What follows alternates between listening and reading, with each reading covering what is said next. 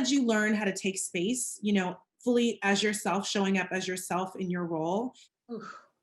That is such an important, I think, question to ask, even for anybody who's just trying to break into any industry, because being intimidated by the industry, by feeling your skin color or feeling your gender or feeling that like that minority voice is how it's overpowering, and it could in some cases, like it did for me, it stopped me from going after opportunities. And I think some of the things that I have had to work on to overcome that was not just in my position, but the work that I had to do behind the scenes.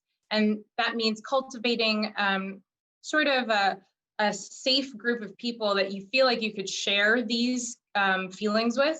Because saying them out loud is so important, because once you say it out loud, it takes the power that it holds over you. And as you keep chipping away at it, it allows you to realize that, it doesn't necessarily matter what you look like or what your gender is or, what your ethnicity is. You have a voice. And so the best way to use it is to practice it. And I found that I was able to build my voice making projects with my friends and making projects with diverse people as I was freelancing before I stepped into my DreamWorks position. And I think that experience with, just to give you an example, and this relates to just keeping your mind open to opportunities. I produced a short film called Dawat, and it's currently in the film festival circuit. But the way that I got the position was I was scrolling on Instagram one day and I saw a proof of concept on my Instagram feed, and I was like, this is amazing. I want to be a part of it. It was a Bengali American story that I related to because I was Bengali American, and I was like, I thought I would be, in my 40s, finally making a film like this that related to my identity. But no, I just DM'd the person, they interviewed me, and then 2 years later, we made a film.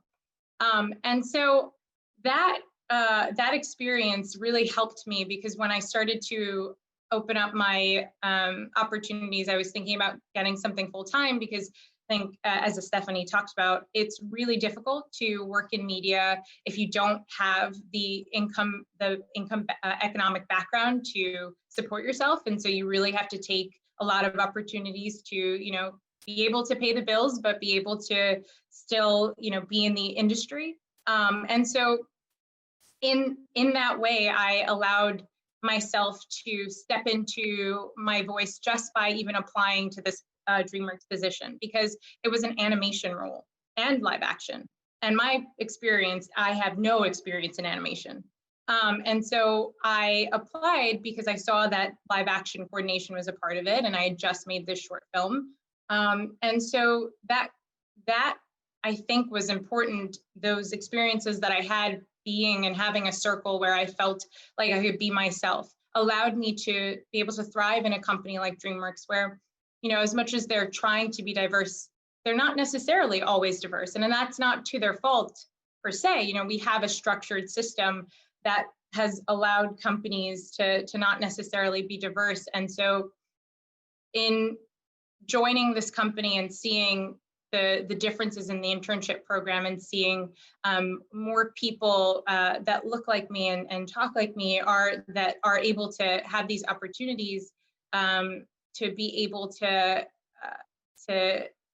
finally step into positions, not just being an actor, but having a seat on the table when it comes to development. And that's really where a lot of the power is. You want to be able to greenlight stories that are more diverse. You want to be able to include more people at the table.